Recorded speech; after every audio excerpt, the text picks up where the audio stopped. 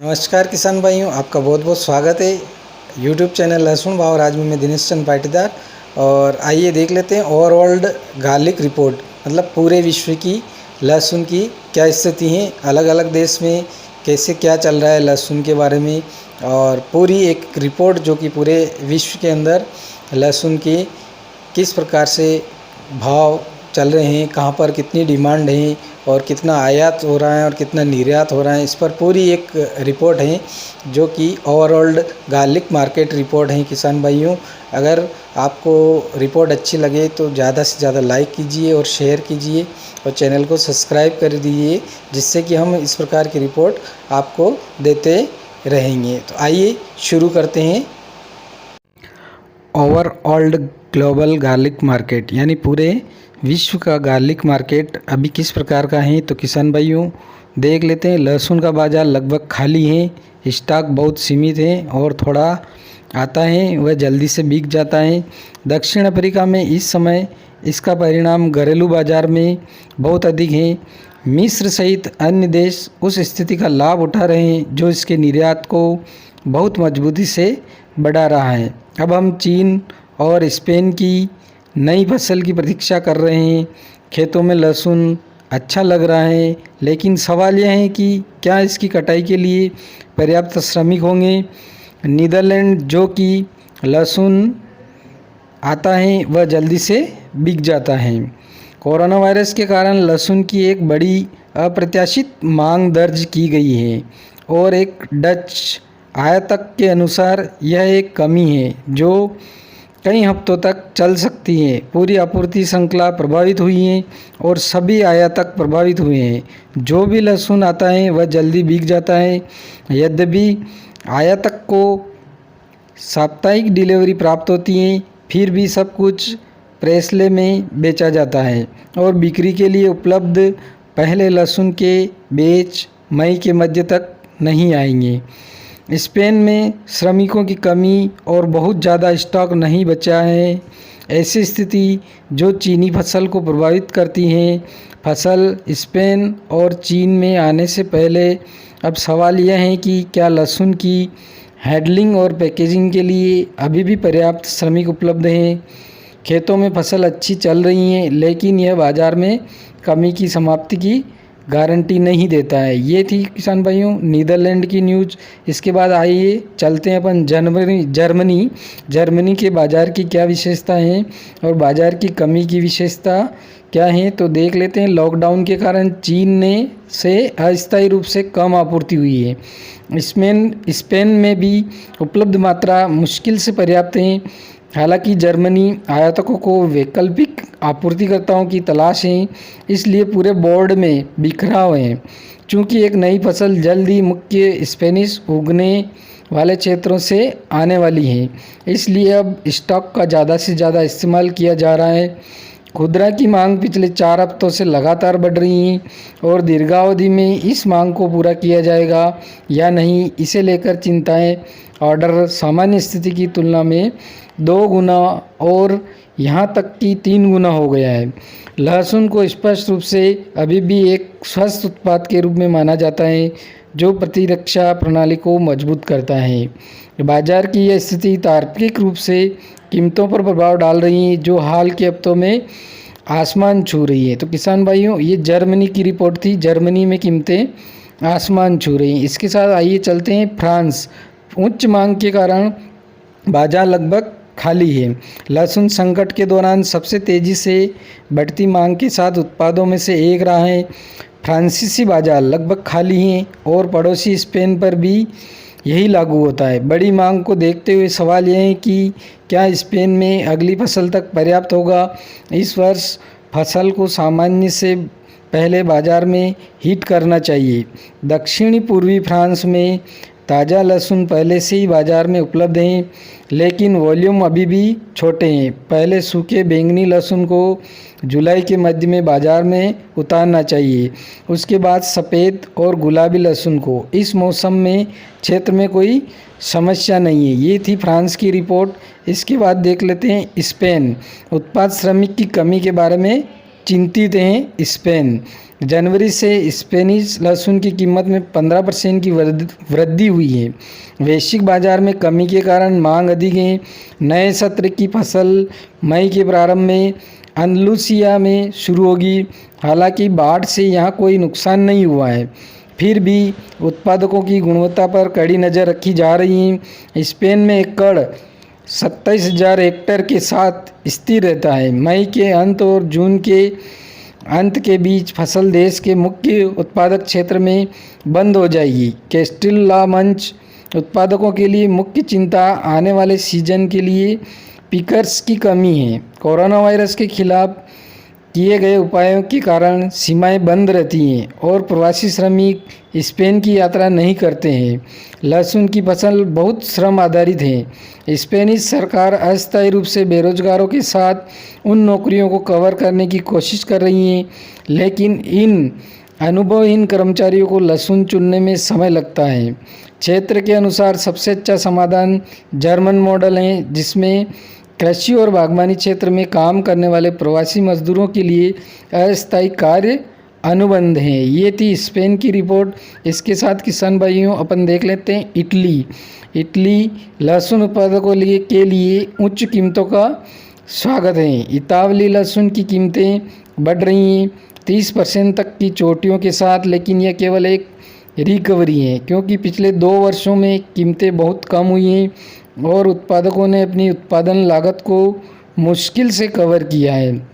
उत्तरी इटली में एक बड़े सहकारी उत्पादक लहसुन के प्रमुख ने कहा कि घरेलू उत्पाद अब उच्च मांग में है। सुपरमार्केट को लहसुन की पैक्ड और प्रमाणित आवश्यकता होती है और घरेलू उत्पाद को विदेशी पसंद करते हैं।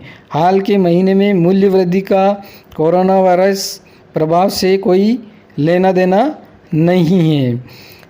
उत्तरी इटली के एक व्यापारी का कहना है कि मिस्र, जो हमेशा आयात के लिए अपेक्षाकृत कम आकर्षक रहा है, अब दिलचस्प हो गया है। पिछले वर्षों की तुलना में बहुत अधिक कीमतों के साथ हम सप्ताहांत में मिस्र के लहसुन की बिक्री शुरू कर देंगे। इटली जून के अंत में नई फसल की शुरुआत करेगा, इसलिए अभी भी लगभग 3 महीने बाकी हैं। एकड़ पिछले साल की तुलना में है, हालांकि उत्पादों की कमी के बारे में चिंतित हैं। मजदूर जैविक उत्पादों के लिए बाजार अधिक स्थिर है। वहाँ उत्पादन विशेष ग्राहकों के लिए आरक्षित है और यहाँ भी कीमत काफ़ी बढ़ गई है। मध्य इटली में एक बड़े उत्पादक ने 40 से 55 हेक्टेयर तक एकड़ का विस्तार किया क्योंकि मांग बढ़ती रहती है। वर्तमान में उनके पास कोई उत्पादन उपलब्ध नहीं है। कीमतें संतोषजनक रही हैं। ये थी इटली की जानकारी। इसके साथ ही मिस्र का देख लेते हैं किसान भाइयों। मिस्र बाजार की कमी का फ़ायदा उठाते हुए इस सीज़न में उपलब्ध लहसुन की मात्रा पिछले साल की तुलना में कम है। ताज़ा लहसुन का मौसम अभी समाप्त हुआ है और सूखे लहसुन में बदलाव आ चुका है। इस समय मांग अधिक है, जिससे मिस्र को नए बाज़ारों में प्रवेश करने के लिए नए अवसर मिल रहे हैं। उदाहरण के लिए ब्राज़ील को निर्यात पिछले साल मिस्र के लिए खोला गया है, यह बाज़ार फिर से बढ़ गया है। मिस्र के लहसुन की मांग कनाडा, अमेरिका और दक्षिण अफ्रीका में भी बढ़ी है। इसके साथ ही दक्षिण अफ्रीका का देख लेते हैं। दक्षिण अफ्रीका बहुत अधिक लहसुन की कीमतें इस समय दक्षिण अफ्रीका में लहसुन स्पेन और चीन से आता है। कथित तौर पर लॉजिस्टिक में कुछ व्यवधान आए और बाज़ार में लगातार कम आपूर्ति हो रही है। कीमत लगभग 91 ज़ेरा $4.43 प्रति किलो हैं और इसलिए यह बहुत अधिक है। पिछले वर्ष की इसी अवधि की तुलना में 233% अधिक हैं किसान भाइयों। तो यह न केवल बाज़ार की स्थिति के कारण बल्कि विनिमय दर और कमज़ोर मुद्रा के लिए भी है। लहसुन का 60% से अधिक आयात किया जाता है।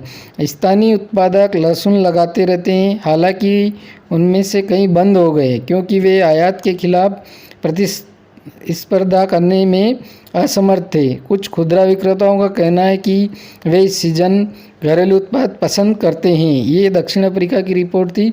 इसके साथ ही पेरू चीन उत्पादकों पर उच्च आयात शुल्क से लाभान्वित बाजार लहसुन की खेती मुख्य रूप से दक्षिणी पेरू में होती है और मेक्सिको, ब्राज़ील, अमेरिका और ऑस्ट्रेलिया के लिए अभिप्रेत है।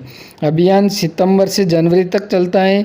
जुलाई से कुछ छोटे संस्करणों के साथ नवीनतम सीजन में आकार सामान्य से छोटा हो गया है।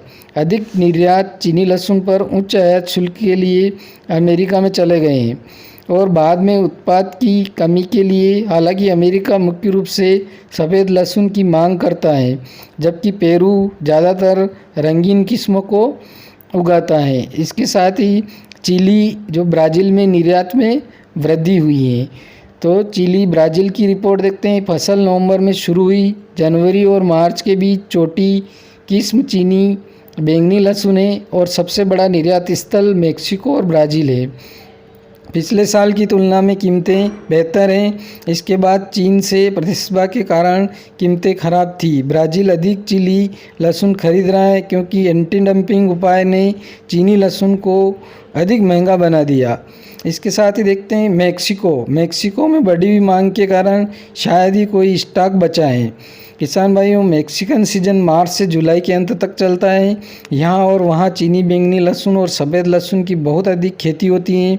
वर्तमान में चीन से आयात की कमी के कारण मांग सामान्य से अधिक है। इस उच्च मांग के कारण लगभग कोई स्टॉक उपलब्ध नहीं है और हमें मई के अंत में अगले फसल चरण का इंतज़ार करना होगा। चीन, किसान भाइयों, चीन की रिपोर्ट देते हैं। चीन आने वाले हफ्तों में मूल्य में गिरावट की उम्मीद लग रही है। तो लहसुन का बाज़ार इस साल बहुत अप्रत्याशित है। स्टॉक में अभी भी बहुत कुछ है और नई फसल भी मई में पिछले साल की तुलना में बड़ी मात्रा में आ रही है। आमतौर पर कीमत पहले ही गिर गई होगी, लेकिन पिछले कुछ हफ्तों में कीमत अधिक बनी हुई है। चीनी नव वर्ष के बाद लहसुन की बड़ी मांग थी, लेकिन कर्मचारियों की कमी या तार्किक मुद्दों के कारण इसे तुरंत पूरा करना संभव नहीं था।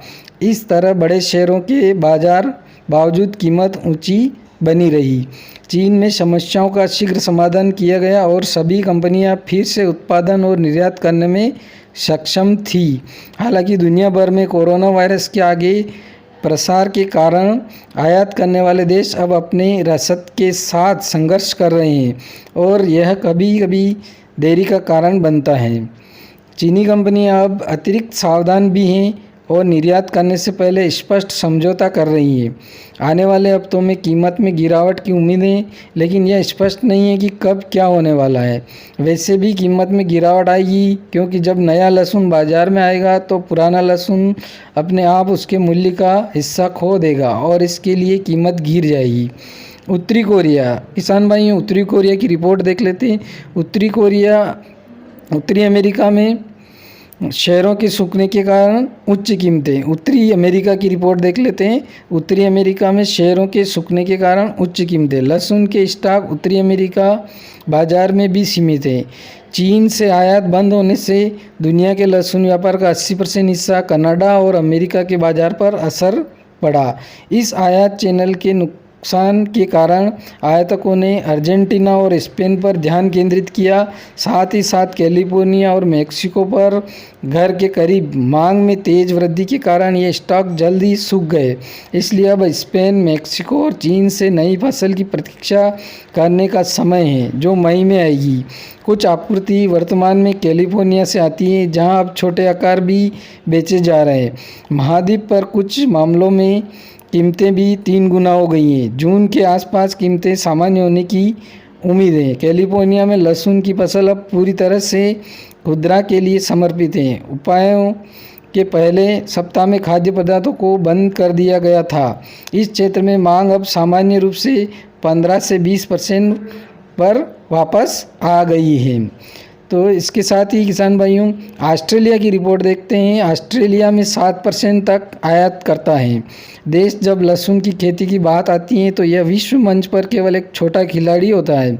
2019 में उत्पादन 2812 टन था और 1360 टन का आयात किया गया, जिसमें सिर्फ 10,000 टन चीन से आया था। आयात में 7% की वृद्धि हुई।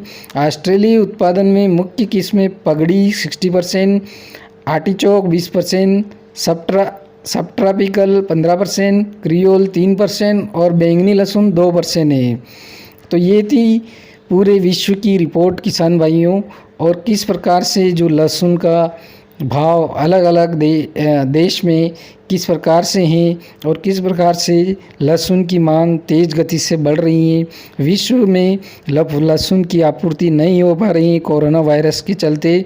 तो किसान भाइयों, काफ़ी लहसुन की मात्रा की आवश्यकता थी, लेकिन कोरोना वायरस के मद्देनज़र कि एक दूसरे देश में लहसुन नहीं पहुंच पा रहा है। जब भी सामान्य स्थिति बनेगी तो एक दूसरे देश में लहसुन पहुंचेगी, तो लहसुन के भाव में फिर से एक बार तेज़ी देखने को मिलेगी। जय जवान जय किसान। धन्यवाद।